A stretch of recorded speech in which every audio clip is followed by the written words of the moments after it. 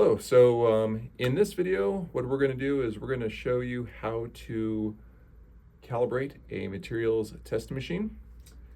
Now, the easiest way to do this is using the pre-made capstone file that we already have for you that guides you through the process.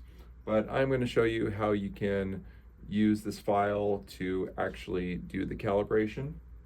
So the first thing to understand is why you need to calibrate this. The reason why you need to calibrate the machine is that the machine can flex as it is doing the materials testing. So by calibrating it, we account for that flexing. To calibrate the materials testing machine, you're going to want to use this calibration rod. The calibration rod comes with a nut. The nut is only used for compression testing, for compression calibration. So we're not going to use the nut in this case, so I'm going to go ahead and take that off. You'll also notice that the rod has a short end of threads and a much longer end of threads. The short end goes into the load cell. So that's what I'm going to do right now.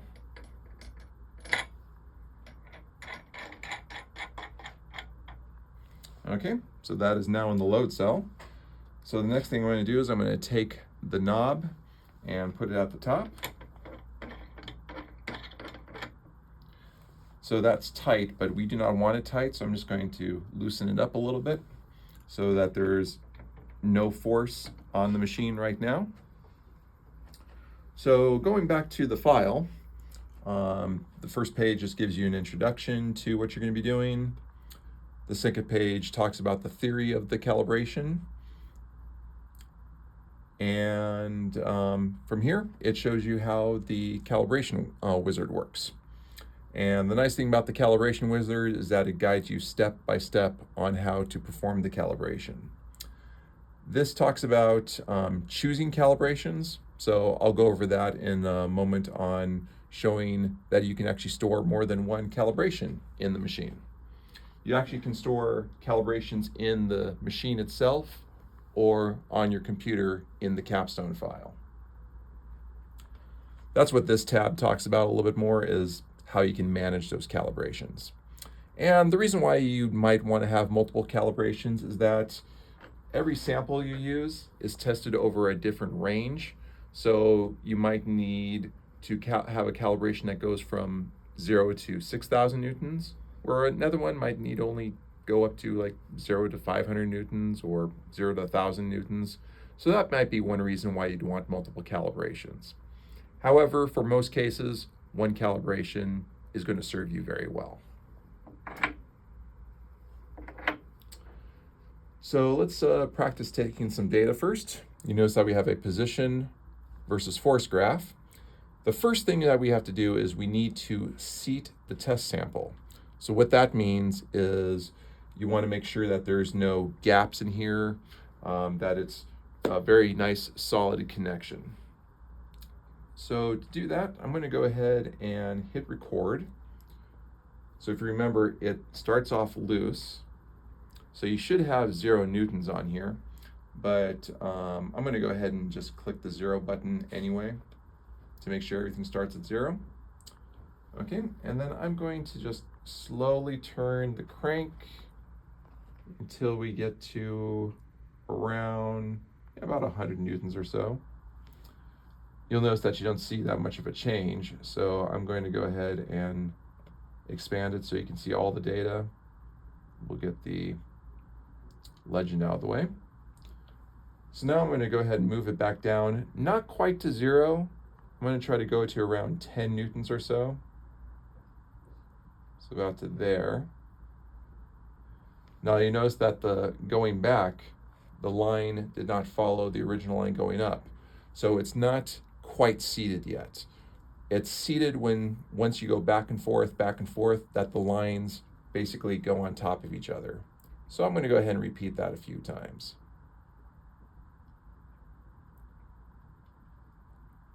Actually, you can see even just right away, it did a pretty good job there. If you wanted to, you can also go over a larger range. So if I go like up to here, yeah, you notice that it's not quite there. So I'm going to go back and forth there.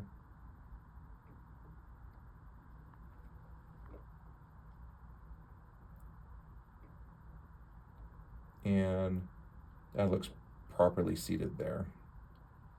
So I'm going to go back to about 20 newtons, and I'm going to stop my recording. So the next part, we'll actually do the calibration part of this tutorial. So I'm going to go ahead and click calibration at the far left. And we're just going to choose the compliance calibration that you see right here. On the next step, so you have a lot of options here. You can create a new calibration. You can use a calibration that already exists. So these are calibration files that exist on the computer in the Capstone file. Importing, these are the calibrations that are actually stored on the sensor itself. And you can actually store up to 4 calibrations here. You notice that there's 3 already there. There's one empty slot. And you can also manage existing calibrations.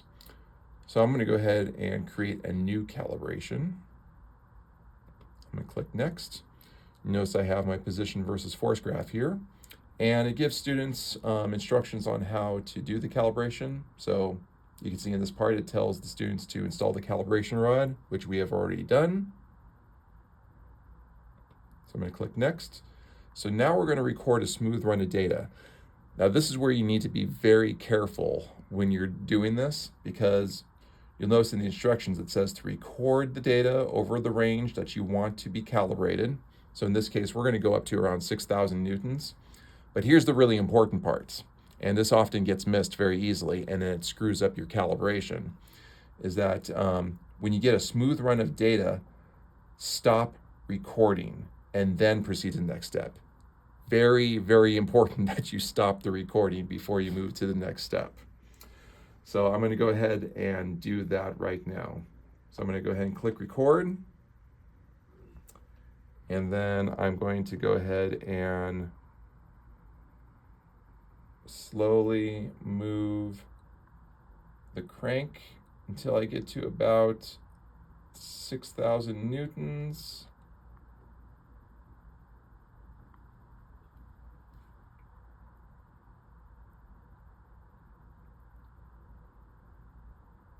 Okay.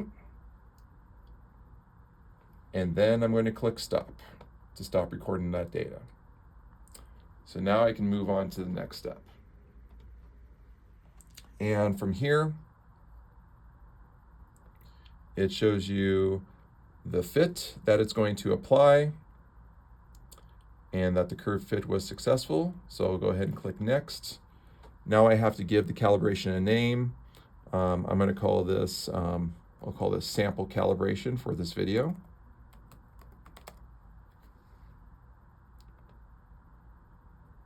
Nope, that one's too long. We'll call it sample cal. How about that?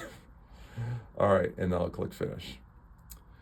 Now, where's our calibration? So let's take a look at next. So you can see this one right here. This tells you which calibration is currently being used by the materials testing machine. If you look here, it did not get stored on the machine itself. It only got stored in the file. So if you want to have that stored in the machine itself so you can use it over and over, what you're going to have to do is you're going to have to click on Manage Existing Calibrations, and you are going to click Save Calibration in Sensor. Now, since you only have 4 slots, you're going to have to choose one to overwrite. And since I have one that's empty right now, I'll just go ahead and choose that one. I'll click Finish.